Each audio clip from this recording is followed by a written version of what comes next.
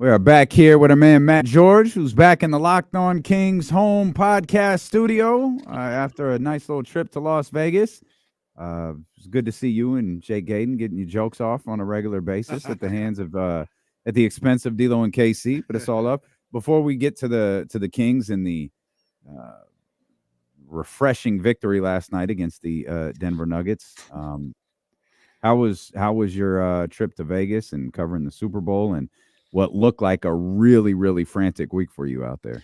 It was chaotic in the best way. So we ended up tallying 91 hours of work. At least I did 91 hours of work over 7 days, which is pretty crazy, but it doesn't feel like it when you're in it. Like when your head hits the pillow at the end of the day, you're like, okay, I'm exhausted. But when you're in it, man, it's just a football festival. That's exactly what it is.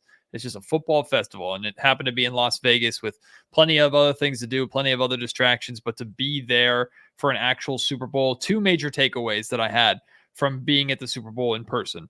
The first takeaway is that TV timeouts are horrendously long. Oh my, the amount of waiting around you do attending a Super Bowl is insane. While all y'all are seeing and watching all those fun Doritos and whatever Dunkin' Donuts commercials back at home, we're literally just sitting there staring at nothing. And they played the same songs over and over and over again because they were playing the songs for each team's respective kickoff, what they play at Arrowhead Stadium, what they play at Levi Stadium. I think every single time the Chiefs start a drive, they play Purple Lamborghini, but they by Rick Ross and Skrillex, but they play just the first 5 seconds of it over and over and over again throughout the entire freaking night. So that was one of my first takeaways. The second takeaway was the best part, the absolute best part of the game was Usher. And it's not even close. Like being there for Usher. Now I had to go back and actually watch the show from the TV side of things afterwards, but being there, being out there for it, seeing the stage, seeing how they set up and tear down the stage, just being there for the full set, man. Usher left and I was like, forget the second half. I just want to watch more Usher. It was that good. But it was an incredible experience. Do you have any stories from the week that you can tell? Nothing interesting. Like we really behaved ourselves with everything being in Vegas. So I think all three of us, myself, Kevin, and then Chris Costello, our photographer, we went 7 days in Vegas without gambling once, which might be a record. Like we didn't have time and really didn't have the interest to.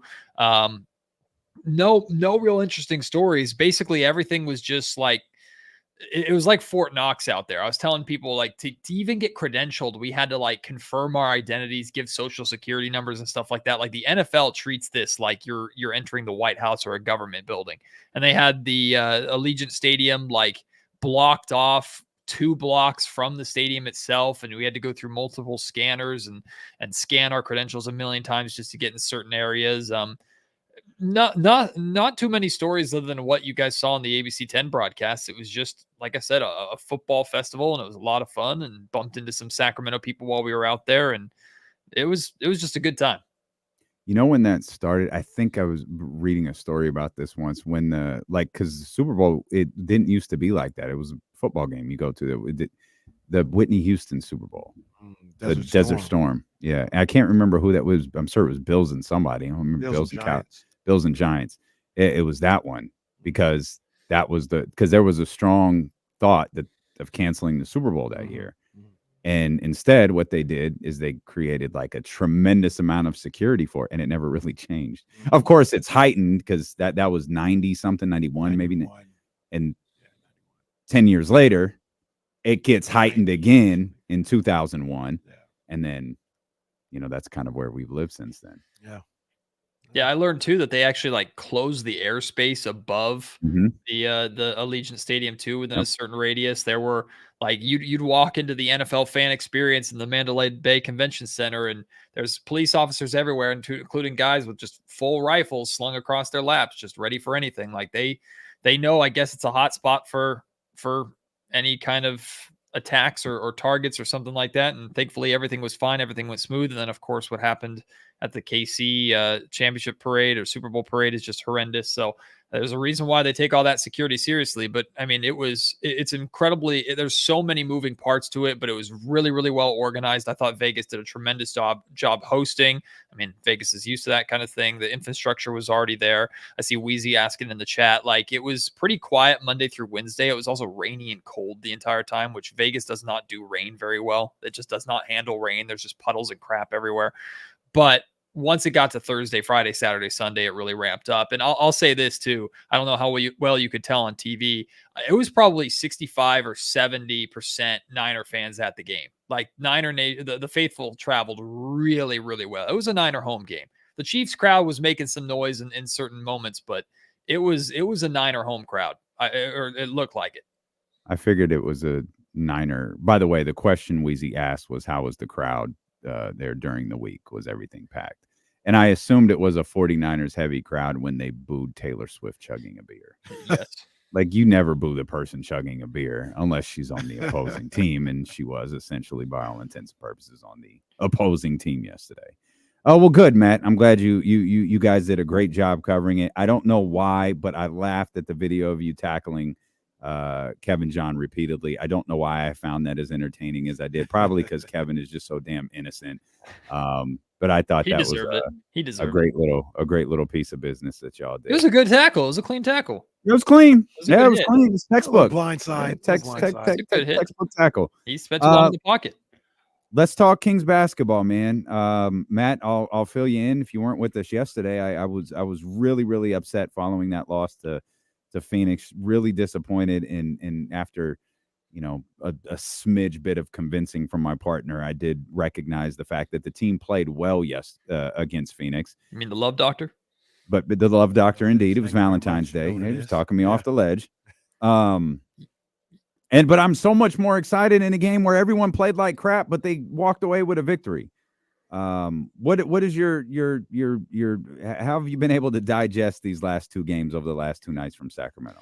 Yeah, I basically called myself a hypocrite on the Locked On Kings podcast last night because the Kings had that really ugly win in Memphis and I was furious with it. And then they had that really ugly win last night against Denver and I was not elated or thrilled, but I was like, okay, I can accept that. I'm happy with that. Probably the quality of opponent has to do with that. Also the fact that, like, I went into last night's game, full transparency, completely expecting a loss, like gearing myself up for it. It wasn't just the second night of a back-to-back. It wasn't just that it was in Denver. It's against the Nuggets team you've beaten twice. You just outplayed them and beat them on your home floor. I know the Nuggets were looking just as eager, if not even more eager, for the All-Star break than the Kings were last night. But I thought that was the Nuggets team that was going to go, yeah, we're not losing to this team 3 times. And they just weren't. They weren't that. Regardless, the Kings went down by 16 points on the road in Denver, second night of a back-to-back, could have folded the game before the All-Star break, and they didn't. So I also like that I didn't like that they had 9 turnovers in the first 15 minutes of the game or something like that, or 16 minutes of the game. That being said, they cleaned it up. They didn't turn the ball over the second half. What I really liked is De'Aaron Fox and Malik Monk combined for 11 turnovers the night before in Phoenix. Last night, I think Fox only had 1. Malik only had 1 or 2. So they did a good job them taking care of the basketball, which the Kings can always make up for turnovers from Sabonis or other guys more than they can make up for their primary ball handlers, turning the ball over as much as they did in Phoenix. So overall, I wouldn't call it a good win necessarily. Like, it didn't look good. It didn't necessarily feel good, but it's a win that makes you feel a whole heck of a lot better going into the All-Star break than had they lost that game. Then they would have lost 3 out of their last 4 or 4 out of their last 5, and including that loss to the Pistons. So that was I thought it was a good way to end the quote unquote first half of the season. Just get to that vacation or wherever you're going, get to that week off with your 3rd victory over the defending champs and get ready to hit the ground running for the home stretch, because the West is going to be crazy during this playoff race. Loki in the chat says last night was the best win of the season. Do you agree with that one? Not at all. No, not even remotely close. I guess I get where he's coming from, because the Kings played like crap and still beat the defending champs, but that wasn't even close to the best version of the Denver Nuggets. Nikola Jokic didn't look like he had any interest in being there. I mean, he was just kind of going through the motions and was more interested in screaming at the officials, which shout out Mike Malone. He's good at that. shout out Mike Malone for keeping him in the game. I don't know how he did because Jokic wanted to get ejected. Jokic almost looked mad at Mike for getting a text so he didn't get his second one. Like, what the hell? I want to go watch horse racing. Get me out of here. But also, I mean, the Nuggets are shorthanded too. So that Denver Nuggets team, they didn't look like they had any interest at all in really giving a major effort in that game. So regardless of the circumstances, I don't take anything away from the Kings. You still have beaten the defending champions 3 times. You still won on the second night of a back-to-back. It was a very, very needed win. Context be damn, a very needed win going into the All-Star break. Well, I think that's where the statement comes from, though. It's not necessarily they played well. Best games they played this year might have been the Bucks game, and they lost. So it's not performance. It's if you look at what this team is going through, where they're at. Well, the last time they played Denver was pretty good too. No, it was. I mean, the game, but there wasn't. Usually, when we have these conversations, right, there wasn't a level of adversity in the game that there was in this one. The Kings could have. We talk about Denver not wanting to be there. The Kings, when they were down 12 or whatever at the half, could have said, "Let's just get out of here." Get out of here. Yeah.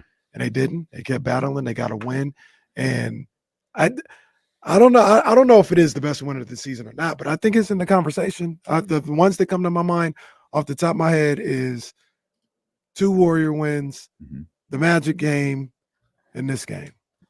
I'd also submit the road win in Minnesota, given the T-Wolves their first road win of the season. I thought the first win against Oklahoma City without De'Aaron Fox was a big win. The second win against Oklahoma City with De'Aaron Fox was a big win.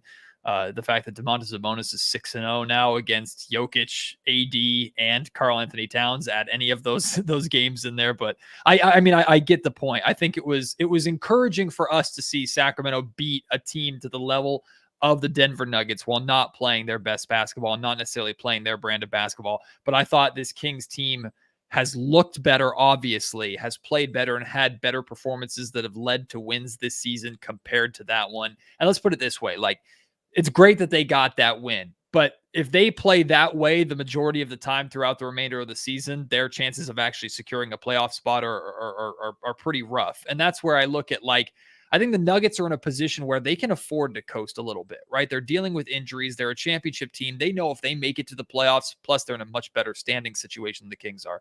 They make it to the playoffs. They know they can make a run. Sacramento is, I think, has, and I'm curious if you guys feel the same way about this, because we talked after the trade deadline, but before Monty McNair's press conference. And Monty typically doesn't say a lot of things in his press conference that really piqued my attention or piqued my interest. But one of the things that he said in that press conference after the trade deadline was that he mentioned, I don't have the exact quote in front of me, but he essentially said something along the lines of, like, of course the regular season is important, but when we get there, that's when we feel like you're going to see the growth and what we've learned from the playoff series against the Golden State Warriors. And I understand exactly what he's saying, but there are teams that are established veteran teams to some extent, like the Lakers and the Warriors, even though they've kind of burnt up their safety net. Those are the teams, maybe even the Phoenix Suns to some extent. Those are the teams that I can say, okay, you're kind of allowed to coast into the playoffs, because once you get there, you're good enough and experienced enough to make that run.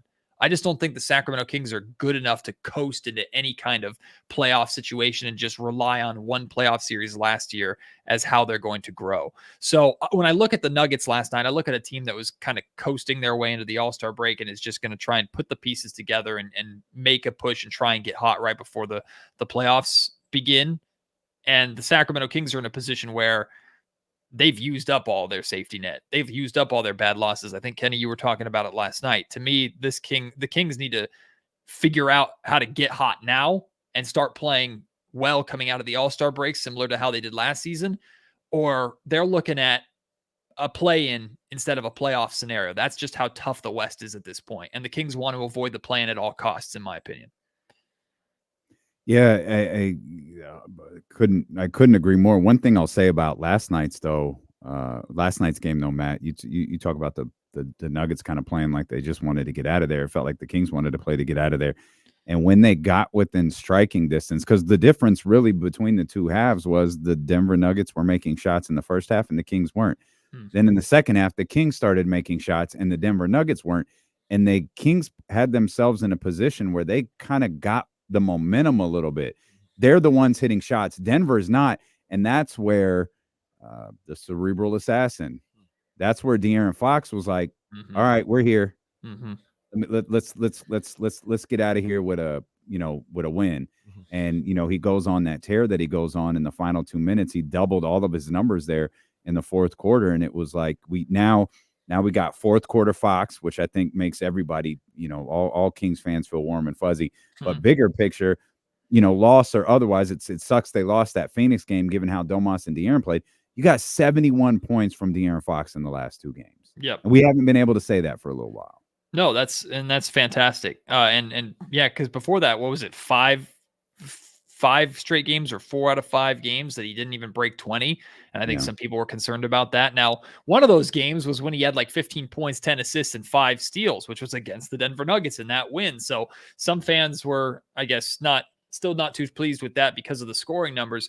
To me, that fourth quarter last night was just a reminder of how quick De'Aaron can take over a game.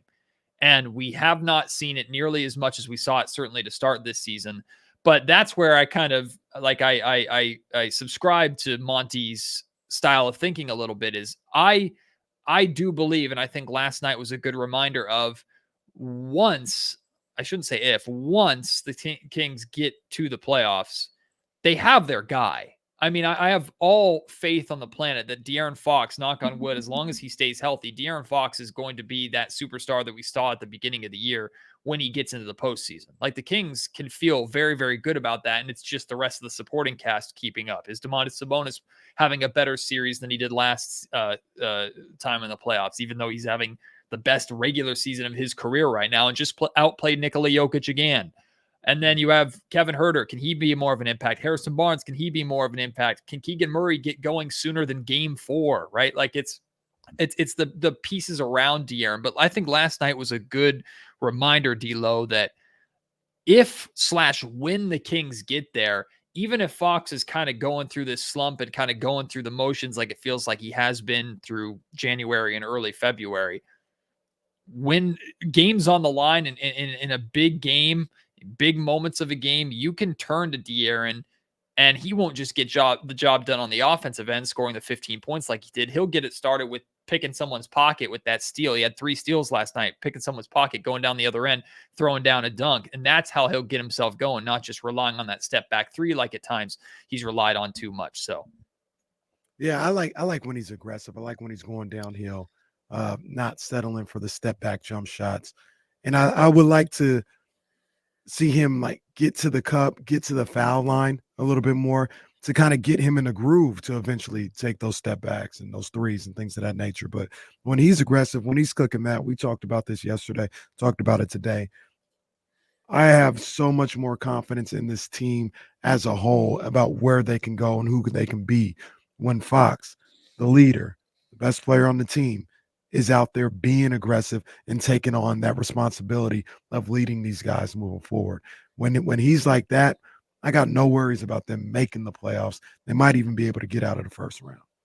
Yeah, I don't know what there is left to say about De'Aaron in terms of like, I don't know what's missing. I don't use injuries as an excuse. I expect he's playing banged up. We've heard about the ankle, heard about the shoulder. He hurt his wrists last night, or one of his wrists, going for a big tomahawk dunk in the first quarter. Like, De'Aaron gets banged up and he plays banged up all the time. If he's getting out there and they're clearing him to play, I'm not using that as an excuse. To me, it all goes back to what Mike Brown said at the end of last season, is he has every capability to be one of the top elite players in the league. He just has to bring it and do it every single night. And I think it's easy to say that and hard to actually execute that. Like, you have to be a special breed of athlete, of player, of competitor to be willing to go out there and put yourself in that scenario and give your all and take every game as seriously as possible on an 82 regular season game basis. Now, I'm not using that as an excuse because we all know how much money De'Aaron's being played. We all know how he is exalted as the star and hero and leader of Sacramento, right? But like at this point, to me, it's when De'Aaron decides, or De'Aaron is engaged in that takeover mode, nobody's going to stop me, or I'm going to get us this win tonight. That's when this Kings team is at their best. And I have no doubts in my mind that that side of De'Aaron will come out in the playoffs. Hopefully that side of De'Aaron will come out in these meaningful games in the race for the playoffs. But it's getting through this dog days trenches of the regular season patch where they've built enough of a cushion in terms of wins and losses, and they're far enough above 500 to where De'Aaron doesn't feel the sense of urgency to give his all every single night like he did at the start of the season. But despite the Kings' record, the standings still are in the situation where the Kings are 8 games over 500. Doesn't matter. They're in 8th place. So how do the Sacramento Kings, how does De'Aaron Fox mentally and physically bring it every single night? How do the Kings get that out of him? That to me is the foundation of any success that they're going to have throughout the rest of this season. What's your theory on why Mike hates Kevin Huerter? Your guess is as good as mine. I mean, I heard you guys talking about this. I couldn't agree with you more yesterday. Okay. For those, I kid. I don't think Mike hates Kevin Huerter. I got to stop saying it. I'm joking. There's something about Kevin Huerter's game that Mike Brown definitely doesn't like, and that's very clear. Kevin just, I think it's clear Kevin just does not fit what Mike is trying to do. And I understand, right? And far be it from me to question the head coach or a man who's gone from good to great before and who actually knows how to do this thing. And I'm been in Sacramento basically my entire life and watched the Kings basically my entire life. So I sure as hell don't know what it takes to get from good to great. That being said, like, I understand if you believe the Kings have to get to this level defensively or have to improve this to become a championship contender. But I look at the shortcomings of the Sacramento Kings on the defensive end. I look at what they can and can't do, and I think it's more personnel based than it is scheme based, right? This coaching staff is loaded with some of the most brilliant minds in basketball. Jordi Fernandez is going to be plucked and is going to be a brand new head coach in the very, very near future. I think this is the last year that Jordi is a member of the Sacramento Kings. That being said, he is technically the defensive coordinator on that coaching staff along with Mike. Jay Triano is the guy that's in charge of the offense. Plus, you have Doug Christie on that bench, who is literally known for defense here in Sacramento. You have guys across that bench that know what it takes to execute defensively and play good fundamental defense. You still have to have the personnel to execute it and play it. But the reality is the Kings personnel is not that, which is ultimately a front office and Monty McNair problem and an issue that the Kings will need to address, and I believe will address this upcoming summer, this upcoming offseason. That being said, I think that you guys were saying this yesterday, like the trade deadline is passed. Your roster is your roster. Mm-hmm. And you have a starting shooting guard who not only can be one of the most electrifying and prolific three-point shooters in the league, he is schematically a perfect floor spacing fit with your main two pieces. Even Keegan Murray, if you want to add in a third. Mm-hmm. Like, emphasizing Kevin Huerter's strengths is something that the Kings have gone so far away from. Because I think back to last season, Kevin started the season red hot, but it wasn't just, oh, Kevin is getting these catch and shoot 3 opportunities and he's knocking all of them down. The Kings were emphasizing Kevin with the DHO game with Domantas Sabonis, right? Kevin said going into that season during media day, and I still remember it, he said Domantas Sabonis is the easiest player in the league to play with because he was talking about how Sabonis gets Kevin the ball where Kevin wants the ball. The Kings have gone away from that this year. To some extent, they would have went away from where Harrison likes the ball too. Maybe it to James Ham's theory. Maybe it had to do with trying to get Keegan more involved. Maybe it had to do with De'Aaron and Domantas Sabonis both need to shoot the ball a little bit more. Regardless, like, I trust Mike wholeheartedly. I believe in Mike wholeheartedly. That doesn't mean I blindly follow everything he does. The biggest question that I've had, the biggest criticism I've had of Mike this season is of how he's handled Kevin Huerter. I don't think Kevin has given Mike what Mike needs out of his starting 2-guard spot. But Chris Duarte had good minutes last night. Chris Duarte suddenly started the fourth quarter after not playing more than 3 minutes since January 25th. Like, it worked last night, and I'm glad it worked last night. Well, I always tell you guys, Mike Brown's hilarious. Mike Brown is hilarious. That was wild. That was wild. Kevin Huerter is your best 2-guard on this roster, not named Malik Monk. And if you are going to stick stubbornly with, I am not moving Malik out of the second unit, then Kevin Huerter needs to be in that spot and emphasize his strengths. And I don't think Mike has done a good job of that. So are you of the belief, like I am, I think the Kings need Kevin Huerter. They need him. It's not just he should be playing because we like to see him playing and all this other stuff. I think they need what he brings to the table. Now, the structure of the offense and the way they run stuff, like you said, the dribble handoffs and the amount of opportunities he gets on that side of the floor may still not be the same as they were last year. But I just think there are certain times, like I thought in that Phoenix game at the end of it, they needed that threat of a shooter late in the game to help them get through that. And I didn't think Harrison was going to give it to him. Plus, he already wasn't playing defense as well. Now, last night, they didn't necessarily need it. Harrison was playing well. He's playing well on both sides of the floor. De'Aaron was doing what he did. But I think in the grand scheme of things, I think they need Kevin Huerter. Do you feel the same way about him? Absolutely. The best version of the Sacramento Kings involves a consistent role for Kevin. I won't say the best lineup for the Sacramento Kings involves Kevin being on the floor, although statistically, the Kings' typical starting five featuring Kevin Huerter is one of the best lineups in the league. Now, they also play a lot together, and we know how offensively efficient that unit can be. But like we saw what the Sacramento Kings look like without Kevin Huerter, essentially in that playoff series, right? Kevin was bad the entire playoff series, and he'll be the first one to admit that. He knew, and I think that carried over mentally into the start of this season, into training camp. Like that was a funk that took him a while to work his way out of. The Kings still took the Golden State Warriors to 7 games. So the Kings can still be competitive when Kevin is struggling and without Kevin Huerter.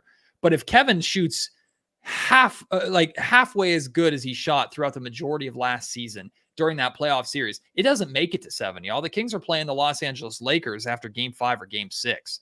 Like, that's how important Kevin Huerter can be, plus the amount of attention that he draws away from a Fox or from a Sabonis or for a Keegan Murray to some extent, or defenses just have to pick their poison and say, fine, we're going to leave Kevin Huerter because we have to throw a double at Fox, or we have to help on Sabonis, or we have to cover the swing to Keegan on the corner. And then you get Kevin, who is a shooter that by no means should get any open threes, getting him those looks that I don't think he gets on too many other teams. So yes, the Kings, the best version of the Sacramento Kings features Kevin Huerter. And if the Kings are taking that away instead of defense is taking that away, you're just hurting yourself. Assess Keegan Murray for me. I mean, I think that's a tough thing to just throw at him. Like just break down Keegan Murray for me and what you think. I think he's in his second big slump of the year. I broke this down basically last night into what I'm not concerned about, what I'm a little concerned about, and what I am concerned about. So what I'm not concerned at all about is even when Keegan is struggling offensively, he still knows how to make a positive impact on the game. He continues to do it. He had 5 rebounds last night. Once again, not shooting the ball well. He's averaging like 4.5 rebounds or something like that this month in February, where he's having a completely bad shooting month. Right. On top of that, we know he's statistically one of the best isolation defenders in the league. He's become one of the best, if not the best defender on this roster. He's the guy getting the toughest defensive assignment that the Kings have typically on a nightly basis. So even if the shot isn't falling for Keegan, he's making a positive impact towards winning. So that's what I'm not concerned about. I am a little bit concerned about the 3-point shooting because it's dropped from around 40% to now 35% for the season. He's shooting like 20% or something like that from 3-point range here in the month of February. He's not getting to the foul line at all, which is something I think he does need to add to his game. But the 3-point shooting, and this is a broader topic, I think, for the Kings in general, not just for Keegan, right? We talk about going away from your strengths a little bit. Sacramento wanted Keegan to become more of a 3-level scorer, to attack the basket, to get to the mid-range, to do more than just catch and shoot from 3. But he was so good at catch and shoot threes last season, breaking the NBA record for 3-pointers as a rookie, that you don't want to completely take that away. And it feels like whether through Keegan's shooting struggles or through the Kings schematically, like they just don't go to that catch and shoot open Keegan Murray 3 as much as possible. Also, I think defenses are a little more savvy to how Keegan can beat you on the perimeter, and they're doing a little bit of better job at that too. I'm not concerned because Keegan shot 20% in the month of November, like 22, 23% from 3-point range, followed it up with like a 44% December and a 39% January. So he's already worked his way through a shooting slump and come out the other side better for it at one point this season. So I'm more than confident that he can do it again. What I am concerned about again, kind of adopting James Ham's theory about the Kings emphasizing Keegan in the first half of the season and now trying to get Harrison and other guys more involved. Since Harrison has picked it up, Keegan has kind of dropped off. They have had a couple of games where one will have 17 points and one will have 15 points. But it feels like when one is feasting, the other one is struggling. And HB, I remember what he talked about after that Warriors game. He talked about like some guys have to make sacrifices so others can have good nights. Some nights I'm setting the screens, other nights it's Keegan setting the screens or whatever, or doing those little things, doing the dirty things. And I love that Harrison is providing more and giving you 20-point nights like he did last night, is averaging 15 points a night really since 2024 began or something like that, or at least in the month of February. But if that's what it takes to get Harrison to that level, if it takes Keegan struggling as much as he is and falling out of the offensive scoring production as much as he has, I'm concerned about that because I don't want to have to pick and choose between two starters and the offensive impact that they're going to give me. You need to find a way to get both of them to be giving you more of a consistent, noticeable, regular offensive output than they've been giving you at the course of the season. So if I'm concerned about anything, it's that I'm still not seeing this team cohesively more than once in a while having good offensive on the same page scoring nights. How do you feel about this team, Matt, for the future? Being able to make the playoffs, being able to stay out of the play-in and get into that top six. How confident are you? I think we all agree we think they can do it. Like we see the pathway, but do you believe in them to be able to pick themselves up in these final 28 games and be a top 16? We've seen this team catch fire in the second half before. And we saw it literally coming out of the All-Star break last year. Remember the context of that point. The Kings did not make any trades while other teams around them did, just like this year. And what were we talking about here in Sacramento? All these teams with experience are gearing up. And the Sacramento Kings, they have not been here before. They are new to this. They're not going to be able to hold on to that third spot. I think they rattled off like 8 straight. We're the best team to start the, again, second half of the season coming out of the All-Star break, the best team in the league for a couple of weeks, and that helped them secure that third seed. So I look at this roster, I look at this core, and I say, yes, they're capable of doing it this year. But I think back to what was Mike Brown and De'Aaron Fox saying coming into this season, that they're trying to win a championship. And I think this year we all know that's pretty much not happening. Like, we can all admit that, right? Unless it would take a miracle at this point. I think a miracle run for the Kings to win a championship. So, so through looking things through that lens, I think it's pretty clear that this group, the way it's constructed, is just not good enough to get to where they want to go. That's where I think changes are definitely going to be made this offseason. And I think what the Kings are waiting for is one more playoff series minimum of context to make those decisions. If Mike's truly done with Kevin Huerter, or if Mike just doesn't see Kevin Huerter as the future, there's that context we needed. Kevin's gone. If Harrison struggles again in the playoffs, okay, Harrison's gone. If Trey Lyles steps up in a major way, okay, good. Keep Trey around. If Malik Monk is there, yep, give Malik that money. Like, I think the Kings are wanting more context to make those big decisions before they really, truly go all in. That's what I think this year is about at this point. That being said, they're also trying to win at the same time. So to answer your question, Kenny, yes, I do have faith that they'll be able to put together a run and actually secure a playoff spot, not just a play-in spot. I do think they're more than capable of being a top 6 team. They've been there all season long. Why would they fade out of it now? I think they absolutely can do it.